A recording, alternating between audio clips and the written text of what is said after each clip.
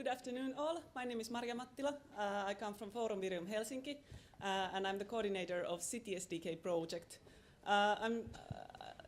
In the first part, I need to apologize. This is, let's say, Pecca Kuchis, so I don't have only pictures in my presentation, but I hope you'll bear with me with the 20 slides.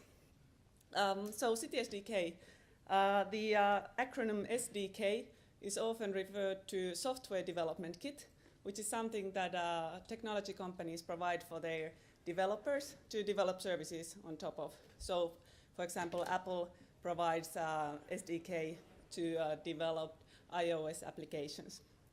We twisted it a little bit. We made it a service development kit, and this is something we would like to introduce to cities so that they would have this kind of a toolkit to provide for their developers, let them be entrepreneurs, companies, whoever. The problem we are tackling in CitySDK is that today the APIs, the data interfaces in the cities are not interoperable. They are not interoperable between the cities, and often they are not even interoperable within the cities. And that, of course, makes it harder for the application developers to scale the services from one city to another. The CitySDK solution, then again, is to have uniform APIs, so interfaces between the cities, which then benefits the developers, so the scaling up the applications is much easier then. CitySDK is a toolkit. The toolkit does not only consist of open interfaces, but also processes, guidelines, manuals, and also these kind of specification standards and so on. What we really like to promote is the sharing and reusing of the smart city solutions. So everybody doesn't have to invent the wheel by himself, but we should really take advantage of the good practices that have been implemented in other cities. Here's the CitySDK ecosystem. If we look at the bottom line, there's the legacy systems of the cities. So the benefit of CitySDK is that we don't interfere with the legacy systems of the cities, but we let them be, and we build CitySDK APIs on top of those systems in order to make them or in order to make the cities communicate better within the uniform interfaces. In the project, we have had 3 different pilot domains. I will shortly tell you a little bit more about them. But what's also really important is in the top part, we have the really actively engaged SME and developer community. So this was very much done in cooperation with the developers. The benefit of the CitySDK for the cities lays in diversity of services and uses, as well as flexibility in technology. So when the city is able to capture the expertise of the larger developer community, there will be obviously more applications and services with more diversity. Also, the city doesn't have to take a stand on what kind of technology will it use, so the developers decide if they want to build an Android application or an iOS application, for example. For developers, again, the benefits are most of all in the scalability of services and thus the market reach.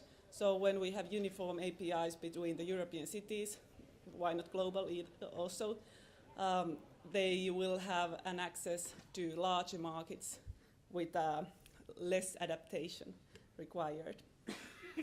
Also, there's information and resources coming from the global CitySDK developer community, so they will get the chance to benefit from the experience of others. In the CitySDK, we currently have 8 European cities involved. We have Helsinki, Istanbul, Lamia, Rome, Barcelona, Lisbon, Amsterdam, and Manchester. Also, we have a group of supporting organizations within these locations as well. And just to tell you a little bit more about the domains that we have been working on. So we had smart smart participation, smart mobility, and smart tourism.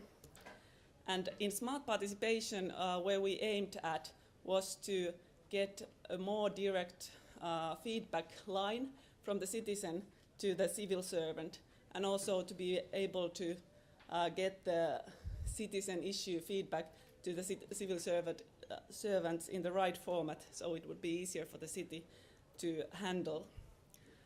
This was very much inspired by Open 311 and Fix My Street concepts, which are globally used already.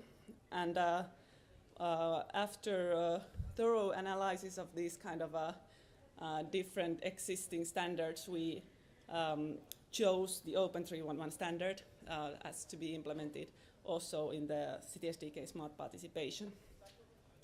Here's a couple of example applications that have been developed on top of the, this Open 311 API since it has been implemented in the project. The one on the left side is something that has been built by a project partner, Sanoma, which is a publishing company. But then on the right side, there's an example of an application that has been built by an external developer, so not really related to the project, but just taking or utilizing the open APIs that we now have. My colleague Frank actually in the previous session told us a little bit about the smart mobility. I won't go too much into detail with that, but basically where we aimed there is to have again uniform interfaces for the transport data, including real-time data, and also combining different kind of data sources. So not only static data, but also crowdsourced data. Again, just a couple of examples of what have been, or which kind of applications have been utilizing this API since it was launched. There's a number of visualizations. Here's only one of them that have been built on top of the API. Also, Paul is actually going to tell a little bit more in a few minutes about the Code for Europe, but this application on the right was actually built by a code fellow from Finland, and it's a public transport navigator that is now, thanks to the CitySDK APIs, working in several European cities. The third domain that we had was smart tourism, and there we aimed at providing uniform access to different real-time and kind of points of interest and event information serving the tourists in different European cities. The lead pilot was implemented in Lisbon, and it utilized especially different kind of new technologies, user-centric technologies, such as augmented reality, NFC, public urban displays, geolocation, and so on. Also a few applications on tourism API. One of my favorite showcases here are the two ones on the left, so Spot in Helsinki and Spot in Lisbon. Spot in Helsinki was originally an application serving tourists in Helsinki, but now since the launch of the tourism API in Lisbon, it was also adapted and extended to Lisbon, so now there's also a Spot in Lisbon up and running. I think I've been really briefly telling about lead pilots and replication pilots. So basically what we did in the three domains, we ran a lead pilot in one city, each pilot in one city, and that was done since the beginning of this year. So smart participation in Helsinki, smart mobility in Amsterdam, and smart tourism in Lisbon. And since summer this year, we have been replicating these pilots in the other European partner cities. So in order to have more CitySDK APIs available in other cities. And just to end my presentation with some contact information for those who are interested. And I'll be also around here after this session if anybody wants to continue discussions about the CitySDK. Thank you.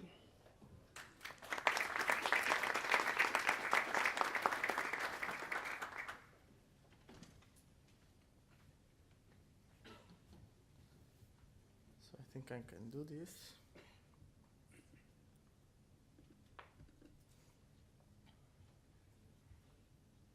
I took a risk here. They told me to use pictures, and I used pictures. So you will see kind of a different presentation of a project. So my name is Barroca. I work for Alfamicro. I'm the operational manager of my neighborhood project. Let's try. When we talk about smart cities, we often tend to think that they are like a Ferrari. They have extraordinary performances, they are beautiful, and they're something we all dream to have one day.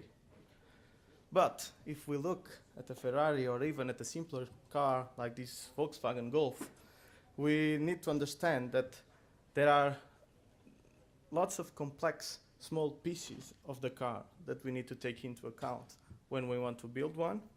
And from the wheels to the smaller piece of plastic, all these components have an important role in the whole system.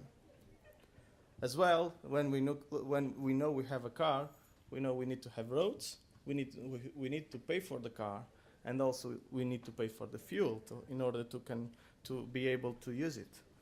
And that's, in my view, it's one of the main problems when we talk about smart cities, and that's often is ignored in the smart cities discourse. At the same time, we have people that live in cities, people that are showing their opinions, either with creativity, like this one, or with huge demonstrations in the streets. And we know that the relationship between citizens and politicians is not always as it should be. And we know that there is sometimes that this relationship is compromised by a lack of trust. So nowadays, we can identify this very well-known image. People look at governments like vending machines. You pay taxes and you get services. You pay for your taxes, you give the money to the government, and you expect to have your coca, you expect to have your water, you expect to have your service on demand. We all know the frustration of a vending machine that doesn't give us what we paid for. We all know how we react, right? And I'd like to show you this video, if it works. No, it will not work. Okay. So there is some ingenuity of people. And the video I was going to show you is about a little kid that goes to a vending machine and he cannot reach the Pepsi button. So he buys 2 Cokes, he puts 1 Coke and the other Coke, he puts 1 foot in 1 Coke, another foot in the other Coke, so that he can reach the Pepsi and get the Pepsi. So this is the kind of ingenuity that people have when they have their relationship with governments. At the same time, we know that nowadays we are more and more connected. We are able to organize ourselves in huge masses, and football is one of the cases. And people from Barcelona will excuse me, I'm from Portugal. I can bring Cristiano Ronaldo here. And what we want to do in my neighborhood is exactly this. We want to find, even if they are polemic, we want to find the common issues that connect people and mobilize them towards creating a better neighborhood, a better society. And we want to do this through gamification. We already talked about gamification this afternoon. Gamification is the process of employing game mechanics and dynamics to create an engaging user experience. So what we want to do in my neighborhood is exactly this. We want to use ICT and game mechanics to create social processes that create a better shared value in neighborhoods. So we went to neighborhoods like this one in Mouraria, and we want to talk with people and to act with people and to work with people to enhance the quality of life in their neighborhoods. But one thing is true. When we reached them, we were just like E.T. People didn't know us, they didn't know us. So At the same moment, we had to create a relationship. We had to establish a relationship with people because they needed to trust us. They needed to also to understand us. Because most of the time, even though we talk the same language, we are not aligned in the discourse and people cannot understand us. So the same words can mean different things when you talk to a community. And My Neighborhood is a living lab project. We involve real citizens when we do our services. And it takes a lot of effort to align our discourse to their discourse, our vocabulary to their vocabulary, so that we are talking about the same thing and so that we can be sure that we are answering to the people's needs and wishes and interests. So we did lots of co-creation works. We involved neighborhoods, we involved the NGOs, we involved all the local authorities, we involved the groups of people that were interested around some topics in 4 cities: Lisbon, Aalborg, Birmingham, and Milan. And in each one of those cities, we started creating services. In Aalborg, for example, we created a service that addresses the needs of citizens with disabilities.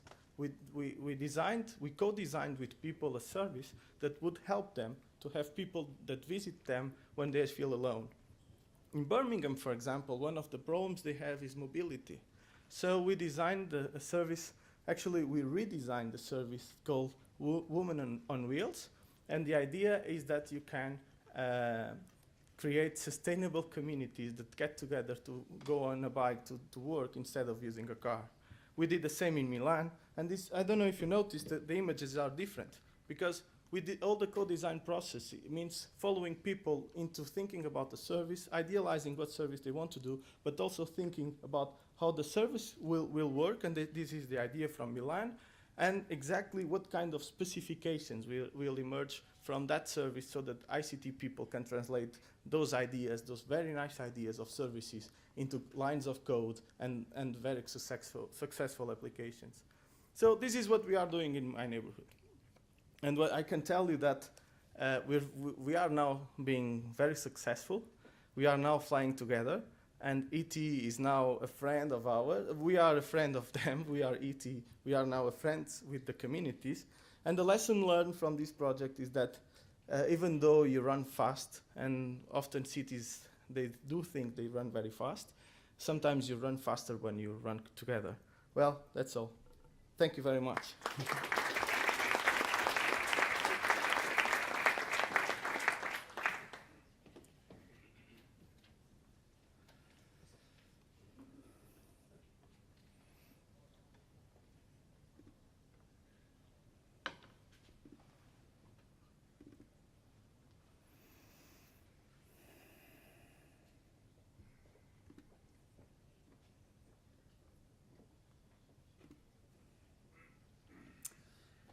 Okay, so my name is Paul MacKay, and I work for Nesta.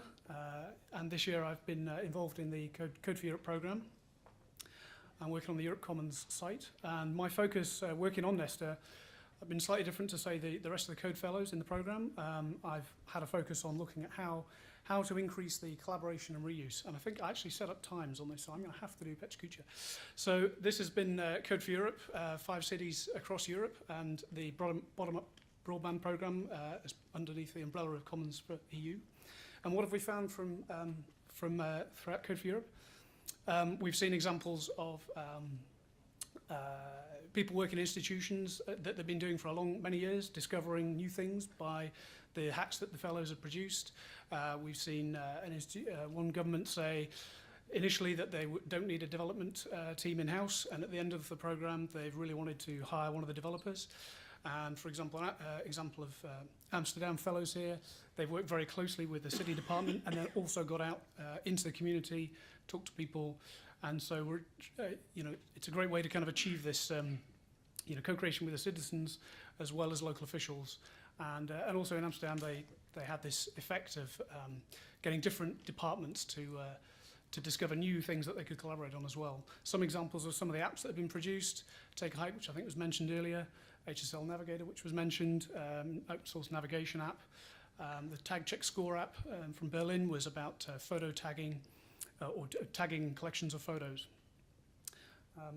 And interestingly, so GDS, Government Digital Service in the UK, billsgov.uk website, they've recently announced a project. We're going to take the top 25 transactional services and rebuild them. But Code for Europe, interestingly, is sort of at the other end of the spectrum, really. It's a better place to look at some of the kind of smaller scale developments, but then also, but the mantra of both those organizations is to deliver, to kind of show new ways of delivering effectively. But come back to sort of what I've been focused on, one problem we do need to solve, and I think we're at the sort of early stages of this really, is that, we have thousands of cities around the world. We need to look at this problem of how do we kind of share much more effectively and collaborate. And so in the Code for Europe program, a piece of work that I've been working on is development of the Europe Commons website.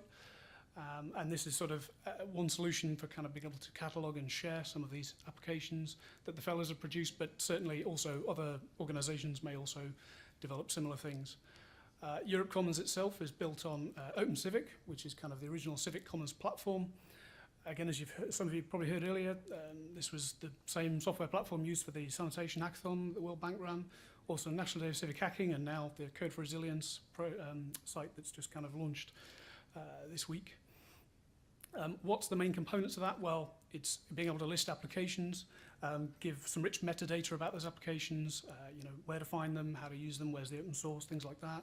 Organizations that are involved in either developing those apps or in deploying them, so it could be the government organizations, third parties, and then the deployments is kind of matching those two up, so sort of connecting the organizations involved with the deployment, where it's been used and capturing some rich information about how effective that deployment is. So then you end up with a kind of display like this, giving some information, decent media,